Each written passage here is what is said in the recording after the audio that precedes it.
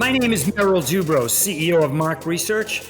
I'm a 35-year veteran of the research and insights community and the host of our podcast, On the Mark. On the Mark is focusing on executives and thought leaders in the world sharing their insights, strategies, and personal experiences.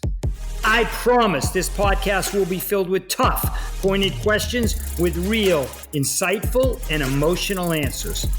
Today, you are in for a real treat. For the first time ever, I have 3 guests, 3 CEOs, and 3 of the most successful business leaders I know on the show at the same time. Today's guest, we're going to start with Diane Surette, CEO of Burke. Without question, in my opinion, one of the most prestigious insights company in the world. Diane, welcome to On the Mark. Thank you, Merrill. Glad to be here. Then we have Kristi, CEO and founder of KnowledgeHound, one of the most impressive technology companies in the insight space. Kristi, welcome to On the Mark. Thanks for having me. Happy to be here. Last, but certainly not least, Canadian Bacon, the mouth of Canada. Adam Froman, the founder and CEO of Delvinia, and in my opinion, a company that will have enormous growth in the next few years to come. Adam, welcome to On the Mark. Thanks, Merrill. Love being here. All right, here we go. You know what? I pride myself on unscripted, unrehearsed. And for Adam, we added one word, uncensored, because you never know what's going to happen from him. Adam, why don't you kick it off? Give me a couple words to describe 2020 so far. I'd say exhausting, emotional, inspiring. I just had a great story about showing some incredible leadership from some of my up-and-comers in my company. So it's been such a spectrum of emotion. I'm exhausted. Yeah, so definitely a roller coaster. Hey, Diane, build on that. Give me some words. It's funny because I was going to use the word roller coaster as well. Certainly many ups and some scary downs. Scary from the standpoint of just the unpredictability and the unknown and how long it would last and the impact on various industries. I would also echo the emotional piece, but I would also add that it inspired a lot of focus and collaboration and produced a ton of adrenaline in the organization to stay focused on the common enemy, which was COVID-19. Wow, that's great. Kristi, any words you want to add?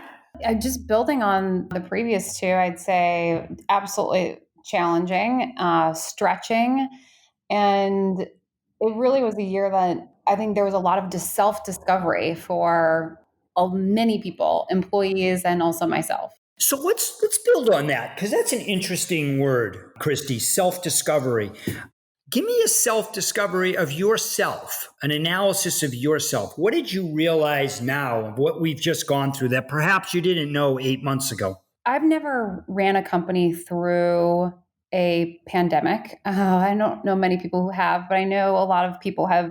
The 2008 financial crisis, but it's so different in many ways as well.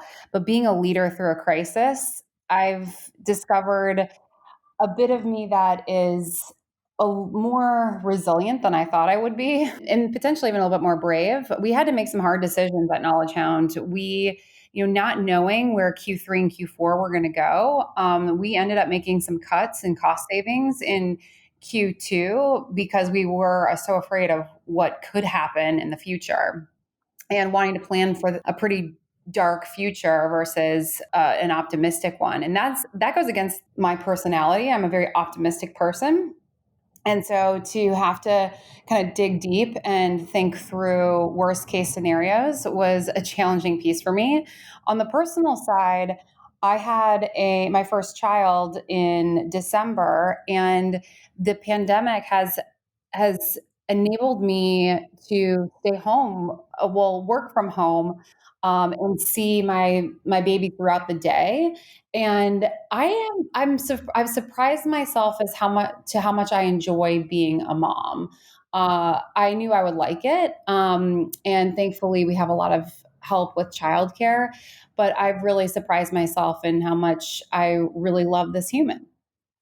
Oh, that's great. That's a nice thing that came out of it. Hey, Diane, I like how you talked a little bit about inspired focus. Can you expand on that? Maybe something for the listeners that you're focusing a little bit more on now than you would have coming into 2020? Coming into 2020, we had put together our 2020 vision, 2020 plan. And what was great about it is it turns out that everything that we had in our plan were things that were absolutely critical to be implemented to attack COVID-19 and to remain strong. And so some of the things that we focused on certainly were technology and also some R&D that we were doing and product development and all of that.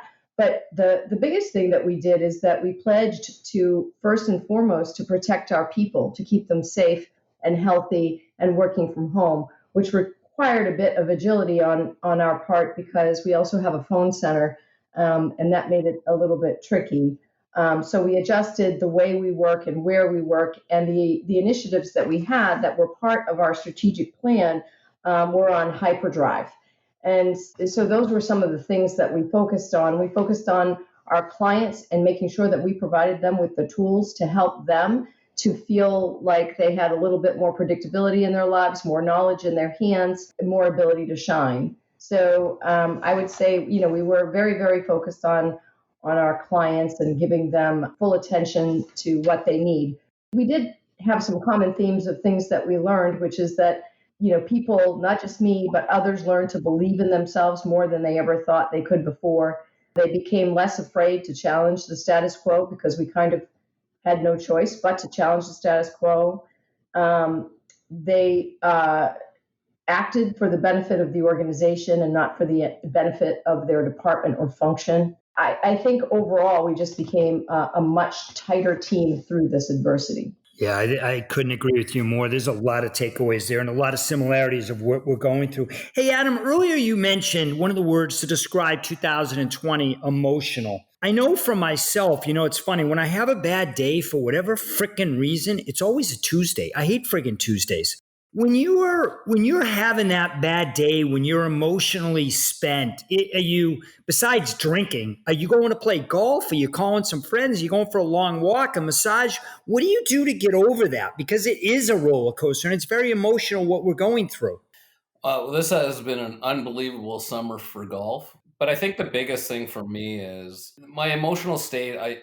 It was never about me. Thankfully, our whole focus this year has been about maintaining our momentum. And I think I've been so preoccupied about supporting everyone on my team through their crisis. I really, it's really not about me.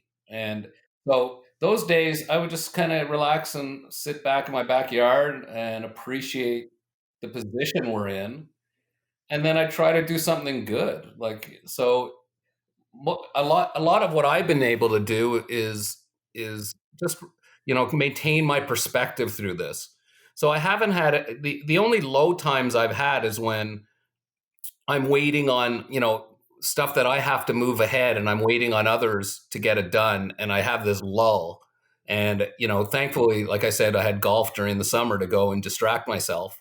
But most of the time I would just kind of step back and when I'd have those moments, go and reach out to others and see how they're doing, and really sort of deflect it and never make it about me, but make it about, recognize my role is to keep everyone, sane and supported. So I've been fine through it.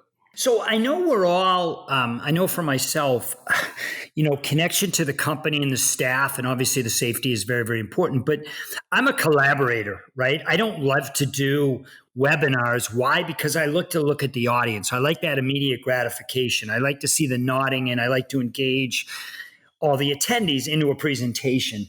So, connection to the company for me was really important through the pandemic and continues. So we did a lot of goofy contests where I'd have I don't know, a vase of corkscrews, wine corks, and say, okay, how many are in the vase? And the closest one gets 6 bottles of wine. And we do business updates on Monday, every Monday, from yours truly. I talk to the entire company. What are some of the things, and Kristi, we'll start with you. What are some of the things that you did to keep everybody, connected? Because we're all working out of the house. It's actually really tough to do, even virtually. I think there is something to be said about being in the same room and seeing people's body language. Before the world shut down, we had a tradition in the company where every Monday we'd have our company stand, similar to you, Merrill. And at the end, we would give appreciations. And so we kept that. We just moved it to Zoom, of course. And we spend about 10 to 15 minutes appreciating others on the team who live out our values. So we have 6 values, and we say, hey, does anyone have any appreciations today? And someone will say, I want to appreciate Ian. He really was biased to action, which is one of our values, last week, helping out this client, da, da, da, da, and you fill in the blank. So I think that really helped a lot through this process of moving to virtual, because you are acknowledging really great work that maybe you don't see because you're not in the office. And I do think people need that point of encouragement because they're so isolated right now. That's interesting. Adam, you want to build on that? Because I think Merrill, you and I were incredible support for each other at the early days of, the communicating of the staff. We learned from each other. We used some of our own ideas. Like yourself, we have a Monday morning meeting, and like Kristi, we have shout outs in the morning. I write an email at the end of every week that updates everyone, where I was doing it twice a day. Now I do it on Fridays. We just had a Halloween event where we got all of our staff who want to participate in teams to create costumes and submit. And we had a contest on a Friday before just to break it up.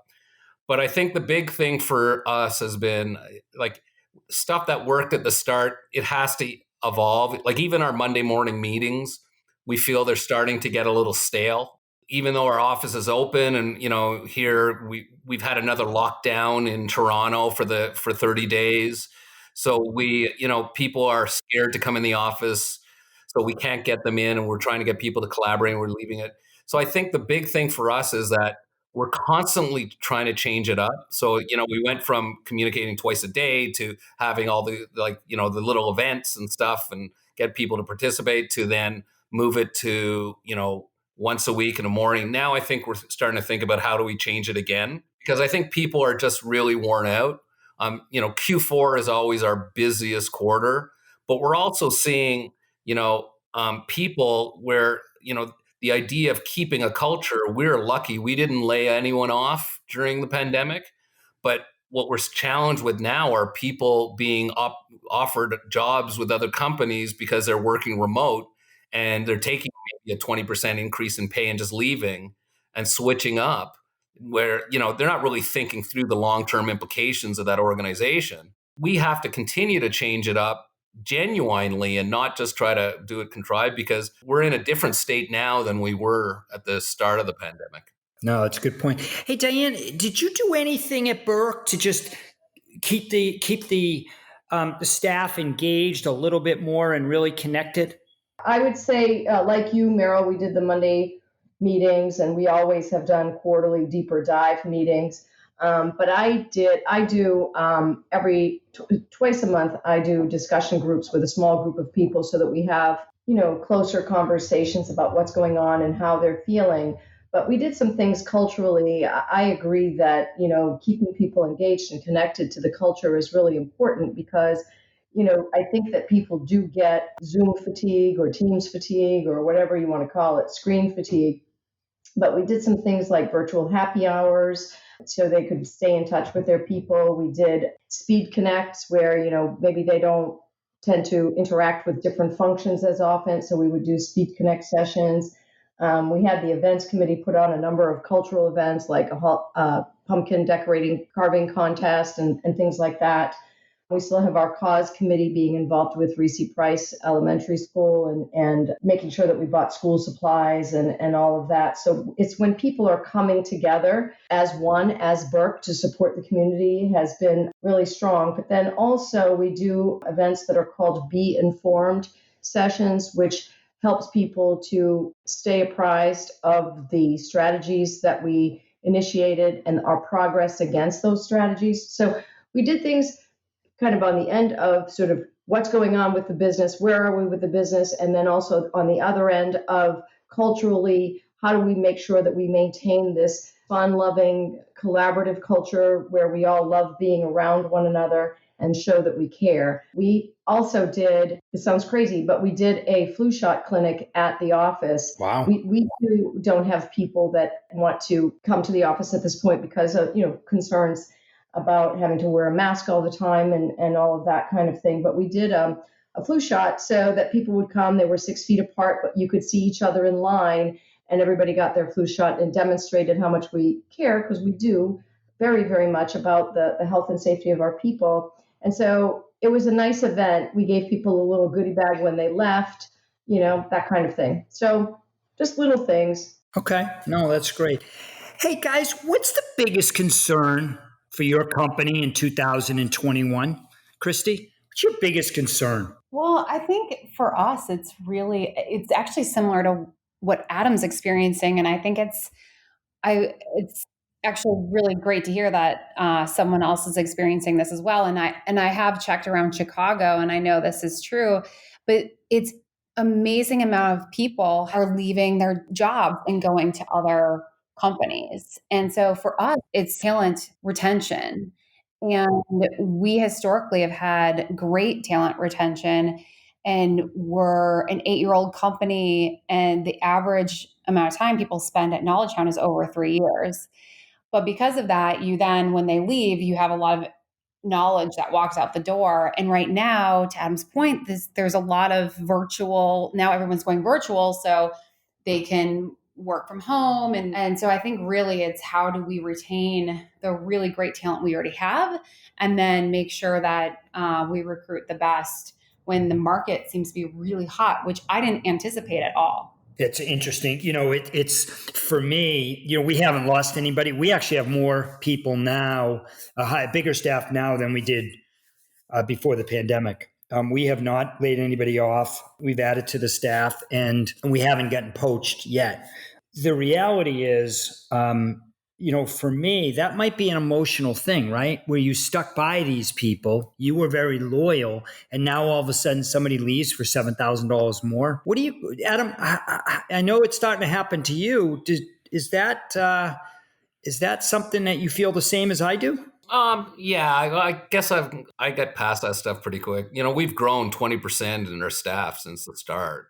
An interesting story that just occurred is that, in one of our business units, we've had, because you fear about the domino effect, right? Once somebody leaves and people start thinking, and then people just start leaving, it opens up the floodgates. But, what it's also done is some of our middle managers who we've been nurturing and coaching and trying to help grow, they haven't faced, like Kristi had said in her, she talks about this is her first big crisis. I managed through the financial crisis in 2008.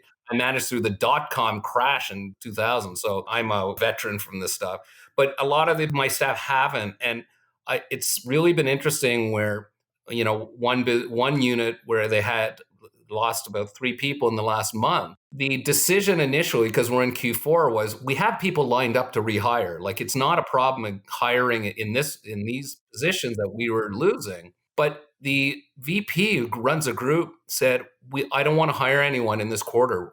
Unless they can come in and actually carry stuff, right? We're going to get our team together, and we're going to pull together and work together through the remainder of the quarter. And I was like, wow, this is, we've really nurtured the leadership for people to take a chance to drive their teams as opposed to worrying about themselves. So it's almost a converse that, the people that stayed appreciate what the company has done.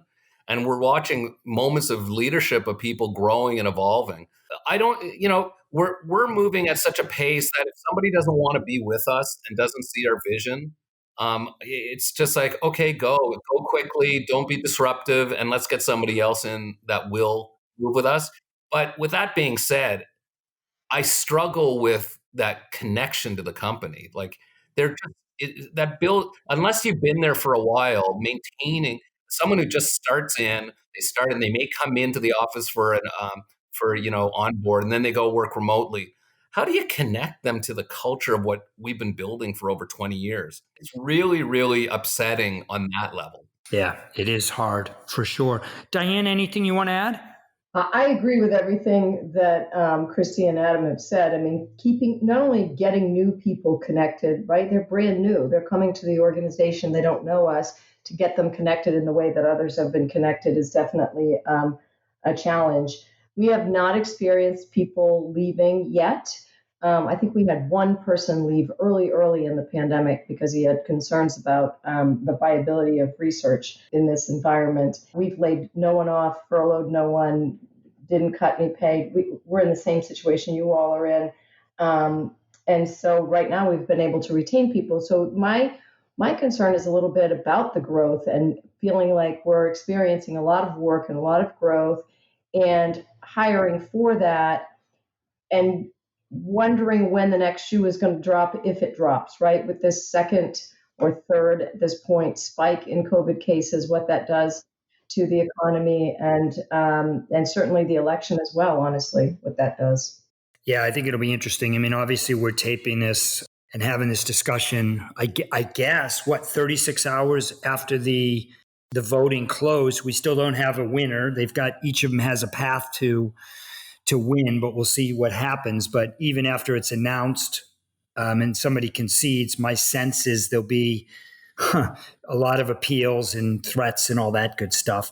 And yes, I think there is another second and third wave of this. And to try to navigate through that is going to be challenging for sure. And depending on who wins, they better come up with a stimuli package pretty quickly, because if not, I'm not sure what happens to a number of these businesses, right? I mean, when I think about what's happened in, a vertical like, hospitality with hotels and airlines and especially the cruise industry, I don't see a path for success for the cruise industry unless if I was the CEO of I don't know, Royal Caribbean, do I turn my cruise ship into a floating hotel and just leave it in one of the ports? I mean, and have social distancing and charge $50 a night? I don't know what to do because I don't know who's getting on a boat that has 8,000 or 10,000 people in, 1,200-foot boat or a cruise ship, right? I don't know what's going to happen. Does in-person qualitative ever come back to the level of it was? I know Adam is probably salivating with that to some extent because it plays into the strategy that he's employed with his leadership team of digital, right? But you've got all these companies that have focus group facilities that have huge leases that are really hurting right now, I mean, I don't know what happens there. I mean, we're not doing a lot of in-person right now. I mean, a little of it's come back, but not to the level, right? Well, to comment on that, I think even though we're digital, there is a place for it. And if you sit there, it's very overwhelming to try to manage through and think through what's going on. But what I tend to do, because I look ahead of the curve and I'm anticipating where things are going, we're actually, really spending the time anticipating within the industry, how do we support those that are struggling? I think that's been a big part of us. As Merrill, you created your resource guide with our Amplify conference. It's incredible. We send out a call and we got 60 mentors who are willing to mentor people who are attending our virtual summit. I think there's a lot of discussion happening, and I think we need to make sure that those companies that are dealing with the leases, that if there's a chance to support them in some way or give them guidance of how they can play a role in the way we do business, I'm always looking for ways to support companies. And then the broader sense, I think like you said, the cruise ship industry is devastating and that, but there are other sectors that are doing well. As a company that is in the upswing of things, when I go out, one of my big concerns is around local business. So, because we're not really going to the office, all the local restaurants and businesses around our office are dying. And I try to encourage my staff when you come down, support the local businesses and what can you do? And so if we all do our little part, I think it will have an impact just emotionally to support people. But, I think if we're not looking beyond, you have to prepare for the worst, but you have to hope for the best. And, we're looking beyond the pandemic now. We're planning beyond the pandemic. We're still prepared and as nimble as we were to be able to deal with anything that's thrown our way. Yep. No, there's some good stuff there for sure. Diane, what do you want to add? I don't know that I have much to add other than to say we are doing the same types of things in terms of trying to reach out to the people who are hurting right now, not only our local businesses that surround our company, but also the schools who need more support because the students don't have the money to be able to pay for their supplies and the like. And so we have people reaching out in that way. I will say that I think that probably one of the strongest things that has come out of this pandemic, and each of us has talked about it in our own way, is that when we've given our team members a challenge, they have all risen to the occasion in ways that are probably stronger than we ever deemed possible. And so that's a new level of performance for every one of us, I think, that will carry us through FY21 and beyond. And I say that without, I don't mean to sound, Pollyanna or what have you, but I have been amazed by what people have done and accomplished during the course of this year for ourselves, for our clients, for our community. And so we are also banding together with others in the local market here who are insights organizations to develop a more an inclusion and diversity approach where we will help to, we're calling it that we're starting with an N of one, right? Each of the organizations that are participating in it, which includes companies like Directions and Market Vision and ourselves, we're reaching out to universities to identify people of color who need a chance and an opportunity to have a career path. And so we're working on that. That's great to hear. So let me ask you guys, when I think about associations and I think about conferences, in-person conferences, right? I get really queasy very quickly. Like, what happens to all these associations? I can make a case that there's too many associations right now. And what that's happened is, when you think about, Adam mentioned Amplify. So obviously Schlesinger and Delvinia get together and they run a 24-hour conference in a row where they've got so much content and really so many networking opportunities and should be commended. And you've got Zappy Store and Vox Popney, who ran a very successful event not too long ago. I think the pandemic has really put a lot of these companies in terms of content and offering that out to the insights community. And I'm really concerned about what happens to the associations down the road. Are there going to be fewer of them? Is there going to be less conferences because of this? I mean, do you guys have any thoughts on that, or am I just nuts? I have a lot of discussions when people talk about that stuff. And I think the big thing is that this pandemic will pass. So I find discussions like that kind of useless, as much as I love Merrill, because it's sort of like, yep, that's okay. Everyone has to recognize part of the give back. If you're in the MR industry, then pick your association or associations or organizations that you're going to continue to support, and that you're gonna, it's a cost of doing business to make sure that they have the resources to sustain themselves. They'll be lean. Most of them run pretty lean. The for-profit ones I'm less concerned with because, if they're for-profit, then they're just a business. But I gotta believe we are going to be traveling again. We are going to go to a conference again. I don't think this is going to last forever. So I don't want to at this moment in time sit there and say, what are we going to do it? Because it's just a case of we just need to survive and sustain it. And those of us that are doing well have an obligation to help others and step up. And those that are, and if you're not, then you know what? Let karma come after you. But I really think this will pass. We'll get past it. We'll be talking about this forever. And I'm looking forward to coming down to Dallas to go for dinner with you, like when we can do it comfortably and not that we feel like we're forced. Listen, I tried to get you here for the World Series. You wouldn't come. Your wife wouldn't allow it, which you know what? Good for her. And I respect that for sure. Canadians are a little nervous about going to the US these days with the pandemic. So. Well, no, I don't blame you. I don't blame you.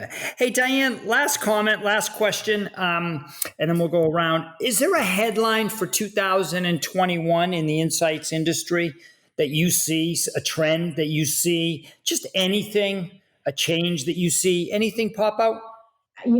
For us, I will tell you our trend is to make sure that we understand that we're constantly canvassing what's changing, because things are changing all the time. And that's not just the pandemic.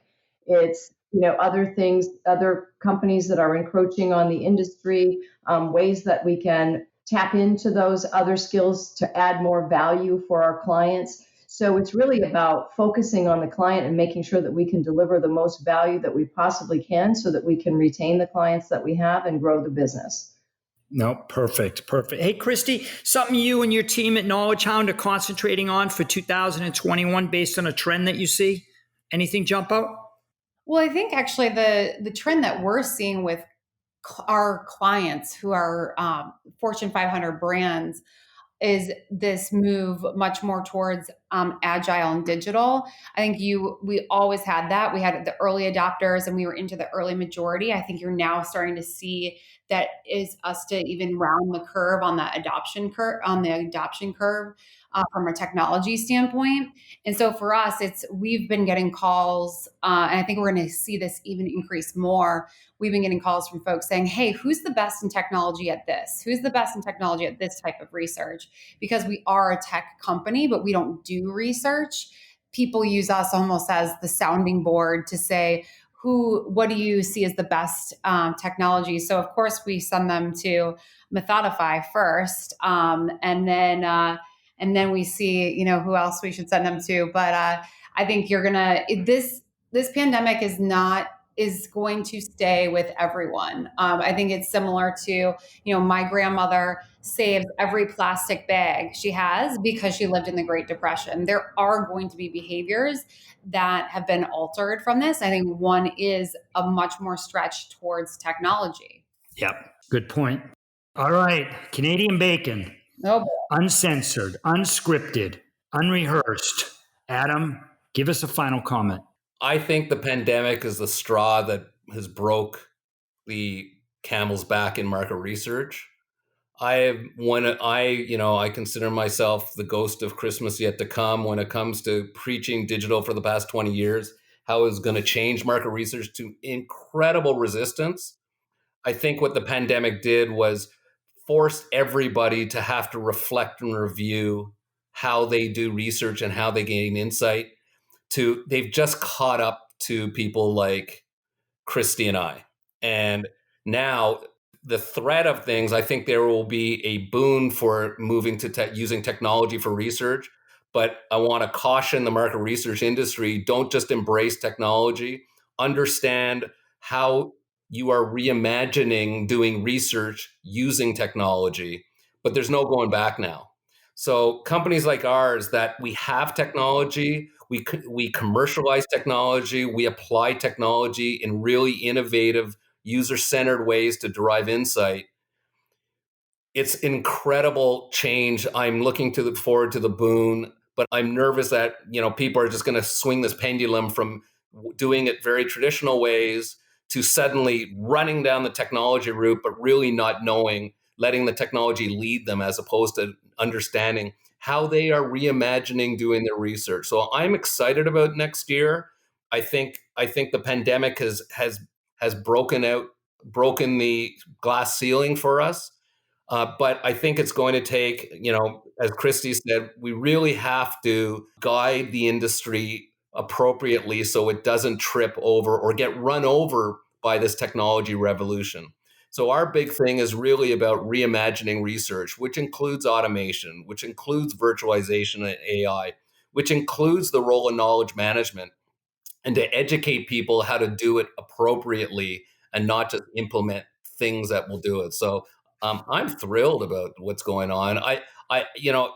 It's tragic what the pandemic has done in terms of the lives and people it has affected. But if there's any good that's come out of it is it's kicked forward market research to where I've always known where it had to move. Well, I'll tell you what, Adam, I appreciate those thoughts. I share your excitement for 2021 and beyond. I'm so excited for our listeners to hear from you, Diane, Kristi, and Adam. I can't thank you enough for your time today, for your friendship. This is the On the Mark podcast. My name is Merrill, and have a great day.